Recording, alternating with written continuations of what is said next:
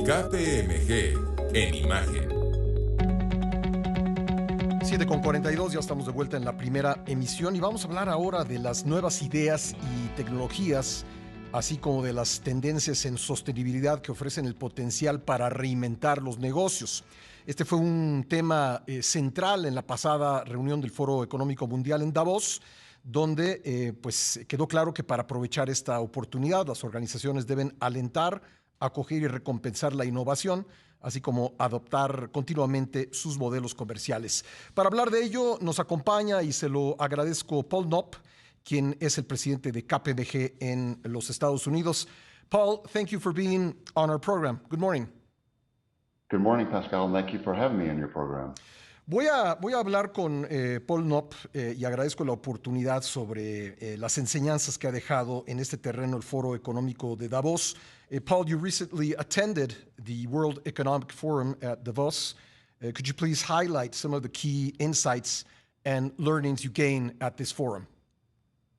Certainly. So I'll start with the fact that I think about the World Economic Forum meeting I went to last year. There was a lot of pessimism. This year, in 2024, there was tremendous optimism about the world economy, about the U.S. economy, and certainly about the economy in Mexico also. The overall theme of the World Economic Forum's annual meeting this year was around rebuilding trust, but there were some sub-themes that were very important, and that includes around generative AI and using generative AI in a very trusted way. Certainly, long-term climate strategy was very important in terms of the dialogue at Davos. And then I have to mention that it's really important to think about the transition to cleaner forms of energy, and that was an important dialogue.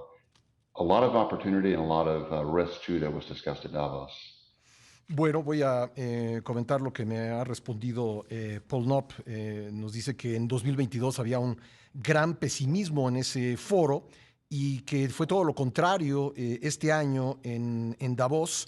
Mucho optimismo sobre las posibilidades de la economía estadounidense y la mexicana, y aunque el tema central fue reconstruir la confianza, pues hubo subtemas muy discutidos como la participación de la inteligencia artificial generativa y las estrategias de largo plazo, entre ellas la transición a energías limpias, fueron algunas de las cosas que se discutieron ahí.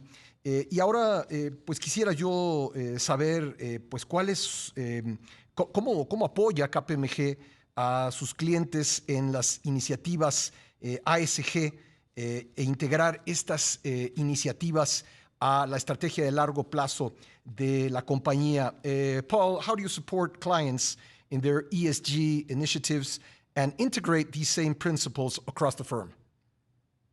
Well, it's very important for us to walk the talk when it comes to ESG. So first, with respect to supporting clients, we're very much focused on helping them build their strategies around decarbonization, around net zero commitments, certainly around their journeys to be more diverse as organizations. We also are trying to help people, planet, and prosperity. So we want to improve our communities at the same time and make sure that we have amazing impact in our communities. So we talk to our clients about their most complex problems. In some cases, it's building a strategy around how you decarbonize efforts, whether it's supply chains or whether it's other activities in the organization. There's no doubt, too, that companies need assistance with compliance and reporting around metrics on climate, around diversity, around governance, and we are very expert in that arena, and we're trying to help clients capture the right data with integrity, and report the right data to the public as they go on their ESG journeys. Bueno, pues le pregunté justamente sobre las iniciativas ASG, que en algunos casos, en muchos países se han vuelto obligatorias por la legislación, y me dice que KPMG pues, quiere ayudar a las empresas a cumplir con estas obligaciones, como es el caso de la descarbonización. Queremos ayudarles a que puedan tener toda la información para presentarla de manera precisa y de ese modo cumplir con las obligaciones que tienen en la materia. Vamos a hablar ahora sobre la inteligencia artificial generativa, que es pues quizá el fenómeno más relevante desde la revolución industrial, y le preguntaré a Paul si nos puede pues compartir lo que para él son las ventajas y potenciales retos para las organizaciones que deciden implementar esta inteligencia artificial generativa. Paul, Gen AI is considered the biggest phenomenon since the Industrial Revolution. Could you share some of the advantages and potential challenges organizations may face when they are implementing Gen AI? Well, certainly when we think about Gen AI, it's a transformative technology. It's really cutting edge innovation, but it comes with a number of risks also. So there's a lot of dialogue at Davos in particular, but across the business community about how Gen AI can be used in healthcare, how it can be used around sustainability and decarbonization. And it can be used in almost any business or sector. And we're really noticing that it's moving from pilot phases or test cases to industrialization. So it's impacting almost every industry that there is. But we have to recognize we need a trusted AI framework. We have to have responsible AI. We need it to be used ethically and appropriately. And the business community is really focused on ensuring that we're leaders in this space, that as technology is developed, that it can be used in a safe and ethical way. Also really important, it's a real opportunity for our talent, our employees, our people, to really upskill their capabilities, to take more mundane routine tasks, move them to automation, and allow our people to do more interesting things in the future. So we believe that generative AI is going to create jobs in the long term and not take jobs in the long term. Bueno, me dice que esta tecnología desde luego que tiene riesgos, pero también enormes oportunidades en casos como la salud y la descarbonización, y pues pues se ha identificado como una gran oportunidad para las empresas. La clave es usarlo ética y adecuadamente y entrenar a los empleados en su uso adecuado. Paul, I have to make a commercial break here. Can you wait a couple of minutes and we will resume this interview? Thank you very much. Ya estamos de vuelta en la primera emisión y estamos hablando con Paul Knopp, quien es el presidente de KPMG en Estados Unidos, sobre la implementación de estrategias ambientales, sociales y de gobierno, las ASG, en las empresas, y también el uso de la inteligencia artificial. Y voy a preguntarle cuáles son pues, los retos más grandes para los clientes de su empresa, y también cómo les ayuda a KPMG a navegar en estos tiempos ciertamente inciertos. Paul, what are the biggest challenges facing clients, and how are you helping them navigate these uncertain times? Well, certainly there's no lack of challenges out there. So I'll give you an example. As business transformation, companies are trying to transform their technology platforms. They're trying to transform their operating models and business models.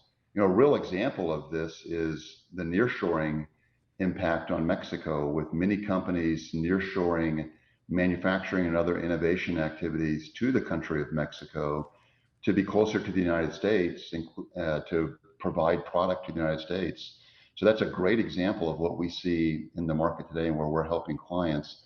I would say too that companies are trying to put generative AI into their solutions, into their products.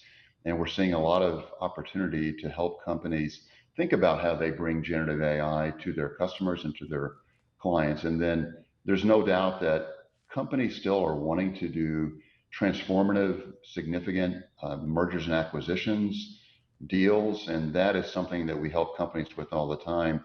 So it's really exciting. And we talked about the fact that there's going to be positive growth in Mexico and the United States in particular this year. And we think that there should be real optimism, particularly in the latter half of the year, about how companies spend more on transforming their businesses. Bueno, me dice que ciertamente hay muchos retos que las compañías actualmente están tratando de transformar sus modelos de negocio, y me pone como ejemplo el nearshoring, donde las empresas pues han venido a México para tratar de estar más cerca de Estados Unidos. Esto implica pues la necesidad de transformarse en muchos sentidos, y también pues me dice que KPMG está ayudando a sus clientes a utilizar la inteligencia artificial en sus productos y en su relación con sus clientes. No hay duda, me dice, que las empresas pues están en este momento queriendo hacer fusiones y adquisiciones significativas, y en esto también puede ayudar las KPMG.